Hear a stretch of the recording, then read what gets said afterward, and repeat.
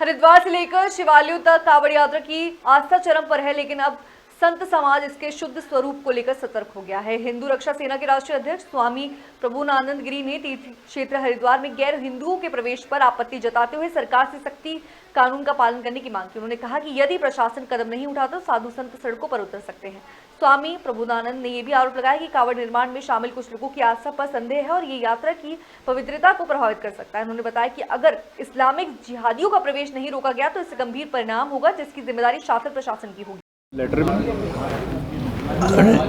यशवीर ने अब किया है काम। हम लगातार कई वर्षों से मांग कर रहे हैं कि हरिद्वार तीर्थ क्षेत्र में किसी भी प्रकार का गैर हिंदू प्रवेश ना करे। ये कानून है, तो हम अगर कानून पालन कोई नहीं कराएगी, सरकार की जिम्मेदारी है। हम तो अब भी सरकार को कह रहे हैं, हम सरकार को 2-3 दिन दे भी रहे हैं कि सरकार चिंतापूर्वक इस्लाम के जिहादियों का प्रवेश ना होने दे, और अगर नहीं करेंगे तो हम इस काम को करेंगे। रही बात यशवीर की, यशवीर ने हमसे प्रेरणा लेकर के इस काम को करना शुरू किया है, तो बहुत बहुत उसको भी शुभकामनाएं। वो हमारे अभियान में क्या हिंदू समाज का अभियान है, सनातन का अभियान है, तो प्रत्येक सनातनी का काम है, और उस काम को यशवीर ने किया है। या यशवीर जैसे और जवान लोग खड़े हों तो उनका हम बहुत हृदय से स्वागत करते हैं। हाँ, आपने बहुत ठीक बात कही कि वो डेली जो मांसाहार करते हैं वो कावड़ को मांसाहार करते हुए बनाएंगे, एक बार।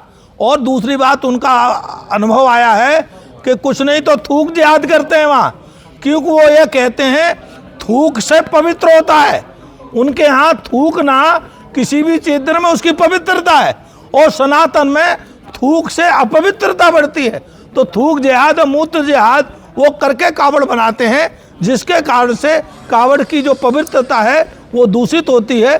कावड़ की पवित्रता दूषित ना हो, कावड़ शुद्ध पवित्र रहे, और तो इसके लिए हम लोगों ने अभियान चलाया है।